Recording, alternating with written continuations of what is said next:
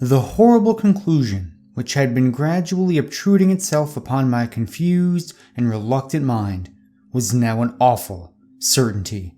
I was lost, completely, hopelessly lost in the vast and labyrinthine recesses of the mammoth cave. Turn as I might, in no direction could my straining vision seize on any object capable of serving as a guidepost to set me on the outward path, that nevermore should I behold the blessed light of day or scan the pleasant hills and dales of the beautiful world outside. My reason could no longer entertain the slightest unbelief. Hope had departed. Yet, indoctrinated as I was by a life of philosophical study, I derived no small measure of satisfaction from my unimpassioned demeanor. For although I had frequently read of the wild frenzies into which were thrown the victims of similar situations, I experienced none of these, but stood quiet as soon as I clearly realized the loss of my bearings. Nor did the thought that I had probably wandered beyond the utmost limits of an ordinary search cause me to abandon my composure even for a moment. If I must die, I reflected, then was that terrible yet majestic cavern as welcome a sepulchre as that which any churchyard might afford, a conception which carried with it more of tranquility than of despair. Starving would prove my ultimate fate. Of this I was certain. Some, I knew, had gone mad under circumstances such as these, but I felt that this end would not be mine. My disaster was the result of no fault save my own, since, unbeknown to the guide, I had separated myself from the regular party of sightseers, and, wandering for over an hour in forbidden avenues of the cave, had found myself unable to retrace the devious windings which I had pursued since forsaking my companions. Already, my torch had begun to expire. Soon I would be enveloped by the total and almost palpable blackness of the bowels of the earth. As I stood in the waning, unsteady light, I idly wondered over the exact circumstances of my coming end. I remembered the accounts which I had heard of the colony of consumptives who, taking their residence in this gigantic grotto to find health from the apparently salubrious air of the underground world, with its steady, uniform temperature, pure air, and peaceful quiet, had found instead death in strange and ghastly form. I had seen the sad remains of their ill-made cottages as I passed them by with the party, and had wondered what unnatural influence a long sojourn in this immense and silent cavern would exert upon one as healthy and as vigorous as I. Now, I grimly told myself, my opportunity for settling this point had arrived, provided that want for food should not bring me too speedy a departure from this life. As the last fitful rays of my torch faded into obscurity, I resolved to leave no stone unturned, no possible means of escape neglected. So, summoning all the powers possessed by my lungs, I set up a series of loud shoutings in the vain hope of attracting the attention of the guide by my clamor. Yet, as I called, I believed in my heart that my cries were to no purpose, and that my voice, magnified and reflected by the numberless ramparts of the black maze about me, fell upon no ears save my own. All at once, however, my attention was fixed with a start as I fancied that I heard the sound of soft approaching steps on the rocky floor of the cavern. Was my deliverance about to be accomplished so soon? Had, then, all my horrible apprehensions been for naught, and was the guide, having marked my unwarranted absence from the party, following my course and seeking me out in this limestone labyrinth?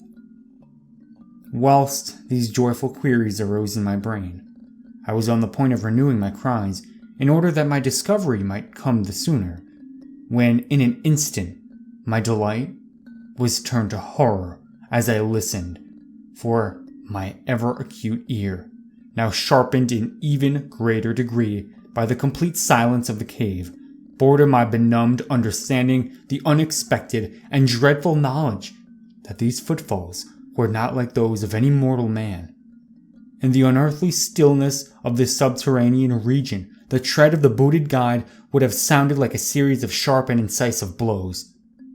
These impacts were soft and stealthy, as of the padded paws of some feline.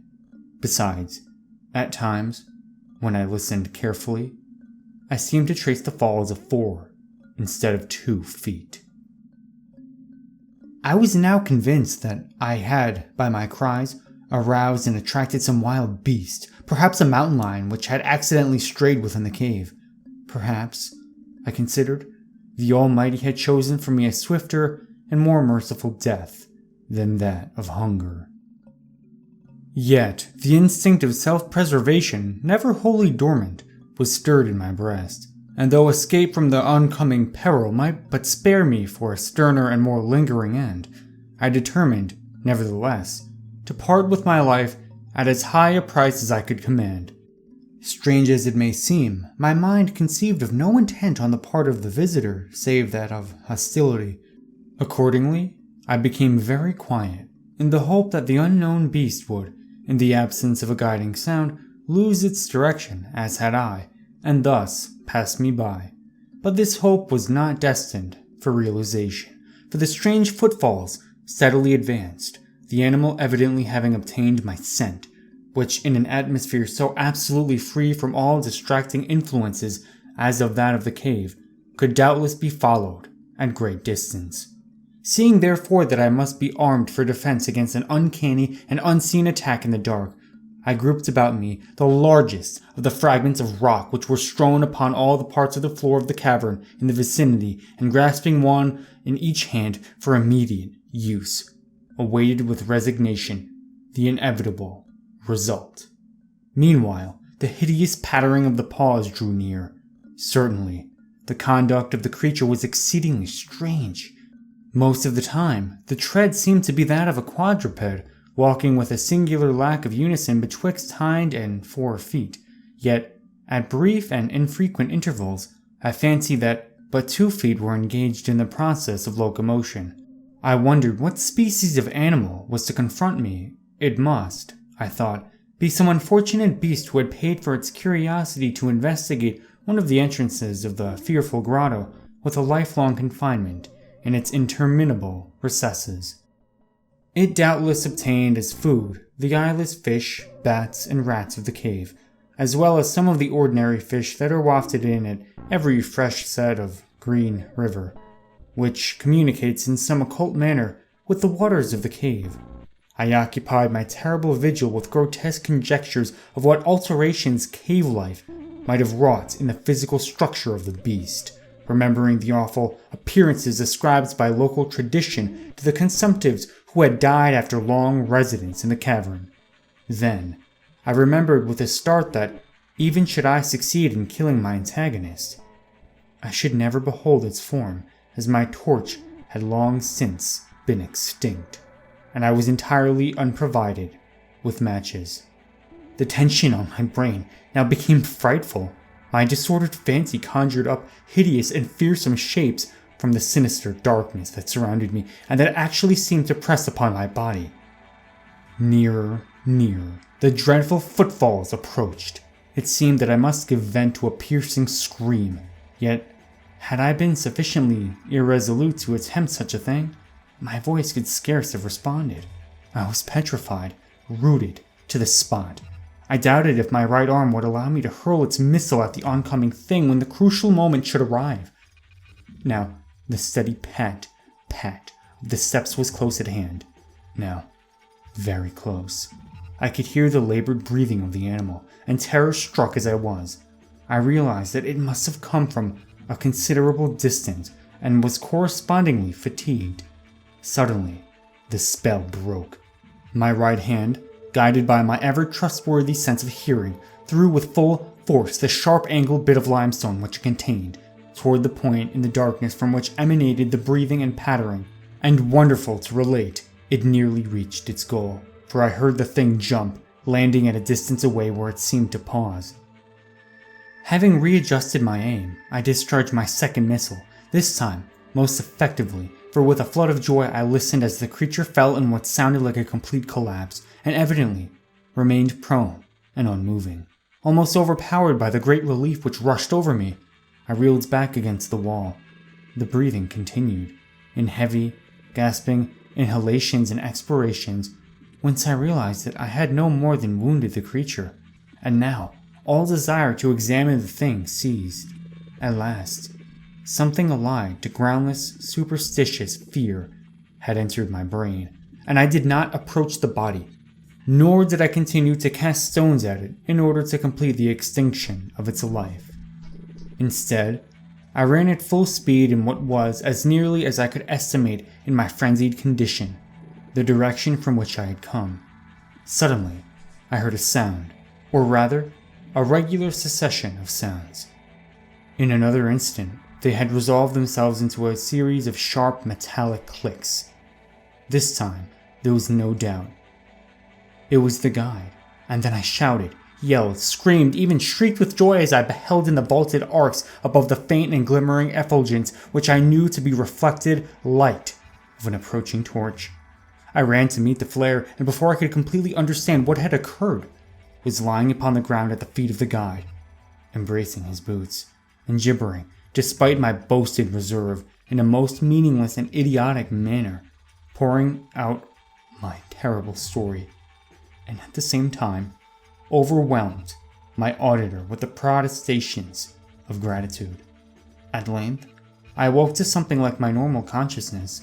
The guide had noted my absence upon the arrival of the party at the entrance of the cave, and had, from his own intuitive sense of direction, proceeded to make a thorough canvass of the by-passages just ahead of where he had last spoken to me, locating my whereabouts after a quest of about 4 hours.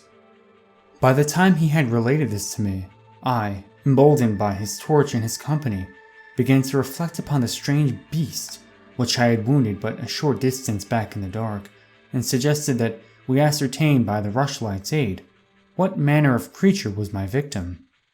Accordingly, I retraced my steps, this time with a courage born of companionship, to the scene of my terrible experience. Soon, we described a white object upon the floor, an object whiter even than the gleaming limestone itself. Cautiously advancing, we gave vent to a simultaneous ejaculation of wonderment for all the unnatural monsters either of us had in our lifetimes beheld. This was in surpassing degree the strangest. It appeared to be an anthropoid ape of large proportions, escaped perhaps from some itinerant menagerie.